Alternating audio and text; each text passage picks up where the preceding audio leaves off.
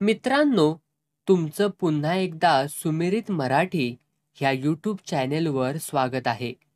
आजची कथा सुरू करण्यापूर्वी जर कोणी ह्या चॅनेलवर पहिल्यांदाच आले असाल आणि अजूनही सबस्क्राईब केले नसेल तर नक्की सबस्क्राईब करा. धन्यवाद.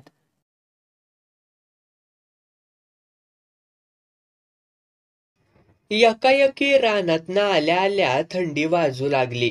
हातपाय सांदाळल्यागत झालं. अंग पार तापानं तपापलं. गरम गरम चहा पिऊन झोपली. दुसऱ्या दिवशी आई एकटीच कामाला गेली. काय करत्या न जाऊन? मला सारखं वाटायचं जावं आईसोबत, तेवढीच मदत तिला. पण पायाची लाकडं झाल्यावानी ह्या रोगानं पार हालचालच बंद करून टाकली. कुठं घराबिराच्या बाहेर जाऊ न ग, असं सांगून आई निघून गेली. आई बरोबरच तुकडा खाल्ला होता म्हणून आपली खोळ पांघरून दाराच्या कोपऱ्यात बसली.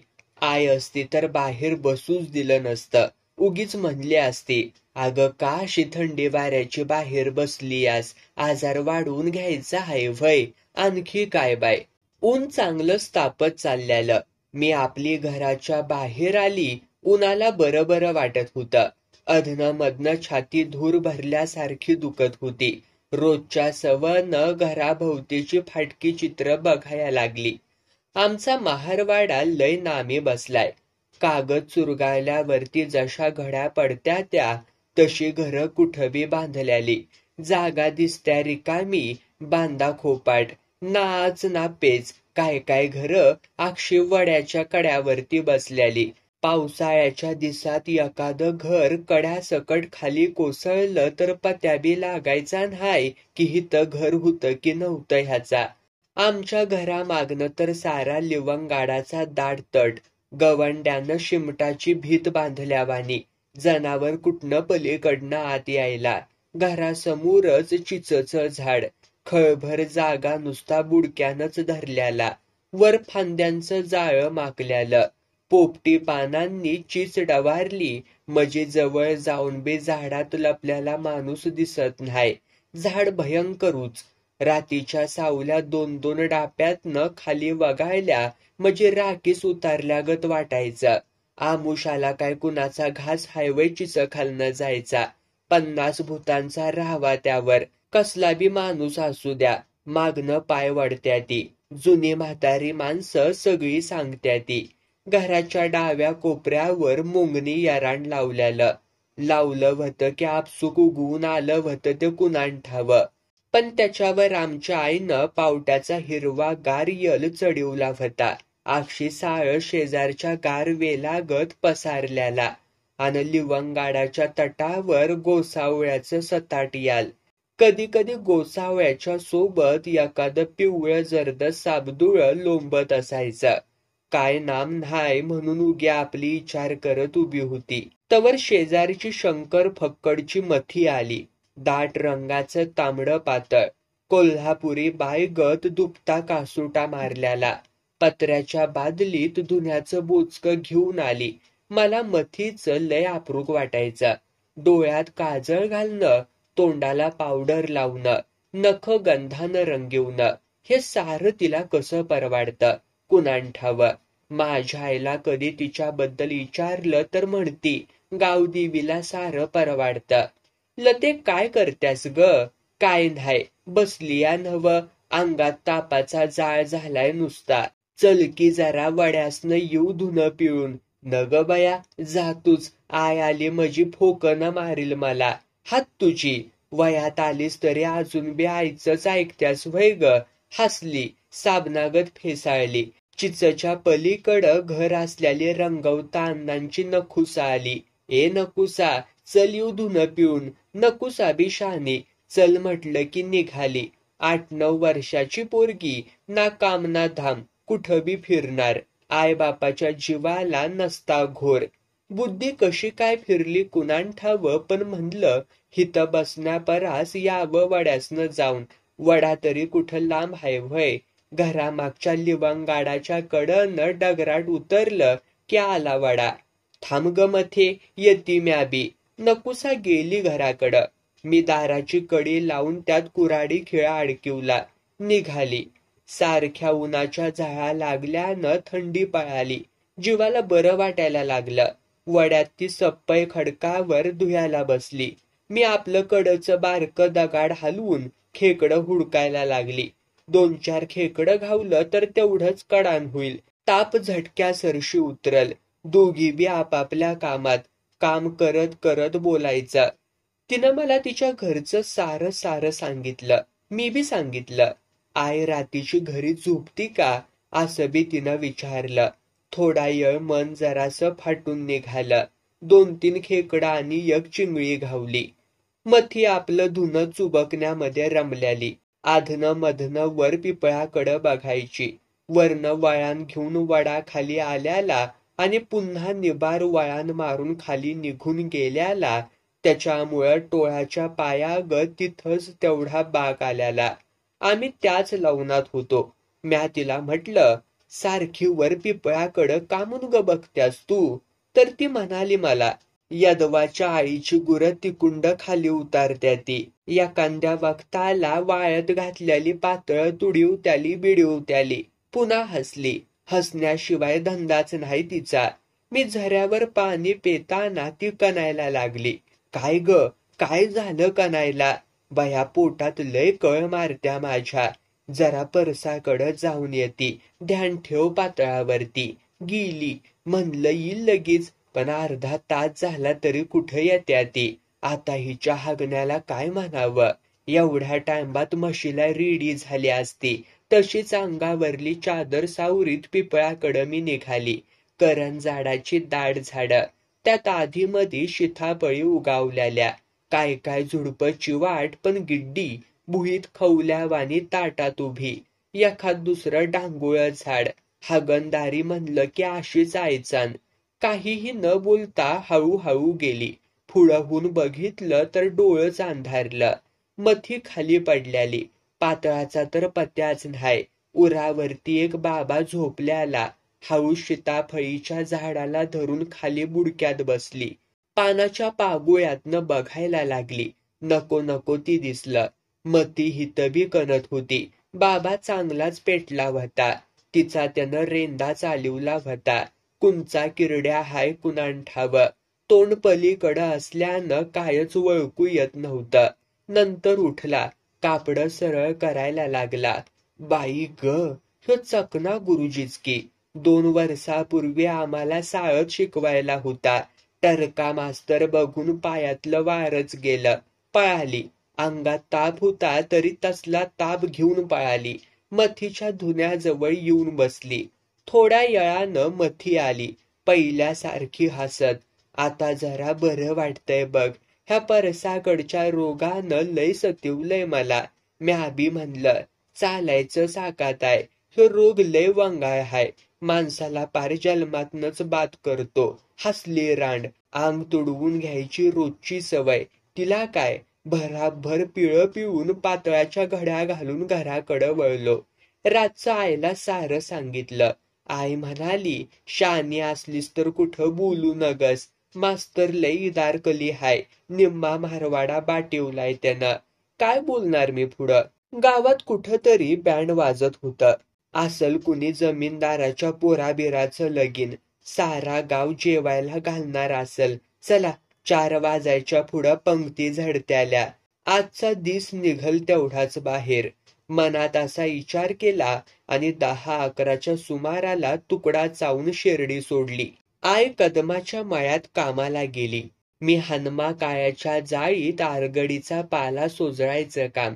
डौलदार पीक दिसावं म्हणून मालकाचा ह्यो उद्योग. आपल्याला काय, दिसभर काम बी मिळतंय आणि शेरडं बी हिंडत्याती दुसऱ्याच्या शिवारात. तेवढाच काय तो रुपया. ह्या कामाच्या रगाड्यात दिस कसा संपतो ते कळतच नाही.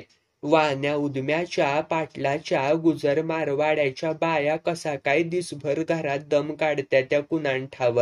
उघड्या रानातला वारा अंगावरून गेल्याशिवाय कुठं जीव फुलारतूया भय.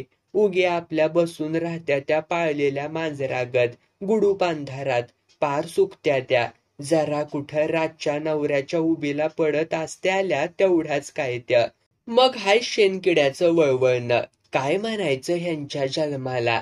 आम्हाला कधी रोग ना फीक. एखादा रोग झाला तर अंगातच दाबून धरायचा, पण डागदर आला म्हणून पैसा घालवायचा नाही. माझी आई तर कवाच आजारी पडल्याचं मला आठवत नाही. वाऱ्यावरती झुलणाऱ्या रसरशीत शेवरीगत सदा हसत. पाला सोजळायचं काम तसं अवघड नसतं म्हणा, पण बसूनच पुढं पुढं सरायचं. माझी मेट घायला येत्याती, बोट पार गळाठून जात्याती, पिंडरी मनगट गालपाड चरारा सोलून निघत्याती. दिस मावळायला अंगावरनं पाणी घ्यायचं, आगीचा डोम झाल्यावानी अंग झणांत. येळच्या आत काम झालं म्हणून काळ्यानं लवकरच सोडलं. रुपयाची नोट परकराच्या नाडी जवळ खाऊन शेरडं हुडकायला गेली, पण बांड्या शिर्डीचा पत्त्या कुठाय. कुठं गेली मसनात रान. बराबरा हिंडत्या आणि का रानत्या जीवाला. रगड हुडाकली, पण नाही घावली. कसं काय हनुमा काळ्यानं पुलाकडं बघितलं कुणान ठाव. ते बघ, ती बांडी शिर्डी कुणाची चरत्या ग. बघितली तर आमचीच बांडी, लगा लगा निघाल्याली. हात तुझ्या भोकाव वाटल्या मिरच्या, रस्त्याला लागलीस व्हय ग. आबान धपक्या तोंडातनं शिवी बाहेर पडली. काळ्याकडं बघितल्यावरती लाजल्यागत झाली. 2 शेरडं हाकीत निघाली. बाय ग, दिस मावळायला गेला. पंगत कवा घावायची. उशिरा गेलं मजी माणूस हुडूत करतया. जवळच्या कुत्र्याला भाकरी टाकतय, पण आमच्या जातीवरती मातूर फणा टाकतय. कशी बशी बांडी शिर्डी गाठली. वल्या फोकच 2 वादाडं दिलत. जरा वराडली, पुन्हा एक डोळा माझ्यावरती ठेवून रस्ता पायातनं सुटणार नाही अशा बेतानं चालायला लागली. पुलाखालनं निघाली. कडूस पडल्यालं जवळचा रस्ता म्हणून पुलाखालची वाट धरल्याली. दोन्ही बाजूंनी मोठं मोठं कडं कुठं ढासाळल्यालं. एका बाजूला जुन्या पुलाच्या दगडी तुडीचा ढीग, शेजारच्या काळ्या भीतीवरती राघवांची टिरटीर. सारं आतड्यात साप फिरल्यावानी जीव घेणार. मी एकलीच आशा कात्रीत. बाय ग, लय उशीर झालाय. आवाज हाय का पुनव हाय ते कुणान ठाव. शेरड भराभरा धुडवायला गेली तर कुत्र्यांचा कोयाळ झाला. पुढच्या वळणात 3-4 कुवी काहीतरी खात होती. असलं रेकाड बिकाड नाहीतर मेल्याली कोंबडी. जाता जाता दिसण्यासारखं होतं म्हणून पुढं जाऊन बघितलं तर पार डोळ्यात शिंदूर घातल्यागत झालं. नुकतं जलामल्यालं लाल भडक पोर कुत्री फाडून खात होती. हातपाय टाळकं तसंच, पोटाच्या पार चिंध्या केल्याल्या. पुन्हा एकदा डोळं चोळून बघितलं, पोरगच होतं. गोरा पान वाला गोळा, आभाळातनं तारा तुटून पडल्यासारखा. म्याच काय देवाच्या दारात पाप केलंय. असला आचकाट वचकाट मलाच कसं दिसतया. बाकीच्यासनी नाही का दिसत, का दिसून बी आंधळ. अशी जाणून बुजून आंधळी बनल्याली किती माणसं हायती आपल्या भोवतीनं, कुणान ठाव. ही पोर गुजर मारवाड्याचा असल का. आमच्या जातीत कुठलं एवढं गोमटं पोर जन्माला यायला. एखादा आलंच तरी असायचं आलत्या भलत्याचं, काय समजतच नाही. शेरड बांधता बांधता आई वराडली. अक्कल कुठं इरड करायला गेलीस व्हय ग. इतकी रात करत्यात या व्हय. पाय धुवून आत य, चहा पे आणि तांब्या पितळी घेऊन जा बाबू पाटलाच्या वाड्यात. त्या गजाचं लगीन हाय. तेवढीच तांब्याभर आमटी पितळीभर शिरा मिळल. गबगुमान हातपाय धुतलं, शेरडीची धार काढली, ताज्या दुधाचा चहा घेतला, बाहेर पडली. आता ह्या चिचखालनं वर कोसावं. अंधारचं चालत जायाचं म्हणजे केवढी मारामार. सुबतीला कुणी येईल का ग. कशाला सोबत, गावात कोण खातय व्हय तुला. आत्ताच म्हणलीस रात कशाला केलीस, आता पुन्हा तूच म्हण कोण खातय व्हय. काय ताळमेळ नसतोयाच बघ तुझ्या बोलण्यामध्ये. पलीकडच्या थरातनं मथीचा आवाज आला. काय चाललंय अंजू वहिनी. काय नाही बया, पोटाचा विचार. वर पाटलाच्या जायाचं हाय. आय काय बोलायच्या आत मथी बोलली. सोबत व्हय, मी जाते की तिच्या. आता र देवा, या गावभावानी बर जायाचं मजा आला का आणखी बामणी तिडा. जीवाला चौराडी घातल्यागत झालं. आईला बी पुढं काय बोलावं ते समजना. गेल्या आठवड्यात तर सगळं घडल्यालं तरी बी आई म्हणली, जा आपल्याला गरज हाय. खाली मान घालून अंधार चिवडीत मथीभर निघाली. सारखं पुलाखालचं आठवायचं. मथीचं मधीच थ्यार दिसायचा. असल्या अंधारात मला एकटीला टाकून ही कुठं पळाली तर काय घ्या. मनासारखं सारं झालं. पितळीभर शिरा आणि तांब्याभर आमटी लगेच मिळाली. तो चंद्रू आबा बिचारा चांगला. गेल्या गेल्या लगेच वाढला आम्हाला. चला देव माणसं आहे ते म्हणायचे अजून बी. राती मी आणि आई पोटभर जेवलो. एवढं चांगलं जेवण कुठलं मिळायला आमच्या जातीला. जेवताना मला कसंसच होत होतं. खाता खाता त्या आमटीतच ते पुलाखालचं पोर दिसलं. जोरात वकली. पाण्याचा मुसांडा आल्यागत झालं. पोटात गेल्यालं 4 घास बी वकून पडलं. आईनं बिगी बिगी कपाळ धरलं. तिला भुताटकीचा संशय आला असावा. काय झालं एकाएकी माझ्या लेकीला. अरे देवा, उळगा आमच्याच माग का लागतोयास र. मिळत्या ती 4 घास तेवढं तरी जाऊ दे की पोटात. का तुला बी नाहेरा पडल्यावानी होतय. चूळ भरली. परकरानं तोंड पुसत म्हटलं, आई मी आता झोपती बघ. अशी उपाशी पोटानं व्हय. देवानं दिलंय आण खा 4 घास. मग झोप की ग निवांत. शानी हाय बाय माझी. उठ. आईनं मस्त मिनत्या केल्या पण मी लवाणलीच. आईनं बारक्या पोराला चारल्यावानी माझ्या तोंडात 10 घास घातलं तर. तोंड मिटून डोळं झाकून अंग आकडून घेतलं. वर लेपट. सारा अंधार. पण अंधार करून त्याच्यात काय काय लपवायचा. लंगडा सुदाम्याचं पाप. मथीचं दिवसा फळून घेणं. काही गाबडून घेणं. नाही, आजपासनं कुणाजवळ असलं काय सांगायचं नाही. आईच्या जीवाला तरी कामून घोर लावायचा. बाप मेल्यापासनं एकटीच राबत्या की. तिनं बी भोगला असल. कुणाजवळ बोलले असल का ती. मग आपण तरी कशाला बोलायचं. सारं साठवायचं पोटात. गांजणीच्या घरात राहिल्यावानी गुमान राहायचं. पोटातलं सारं साप सांभाळायचं. दुसऱ्या दिवशी सकाळी पळीभर चटणी उसने आणायला भारजायच्यात गेली तर तिची थोरली पोरगी गोकुळा अंधारातच बाजल्यावर पडल्याली. डोसक्याला पांढरं फडकं गुंडाळल्यालं. काय झालंय गोकुळाला तर तिनं मलाच गप बशिवलं. वाटीभर चटणी देऊन लगेच दार लावून घेतलं. सारा इतिहास आठवला. कुत्र्यांची कळवड, पुलाखालचं पोरग, ह्या भारजायच्या तरण्या पुरीचंच. तरीच म्हणलं घराच्या बाहेर का पडत नाही. पुन्हा वकारीचा मुसंडा आल्यागत झालं. आरारा, काय दैना म्हणायची जन्माची.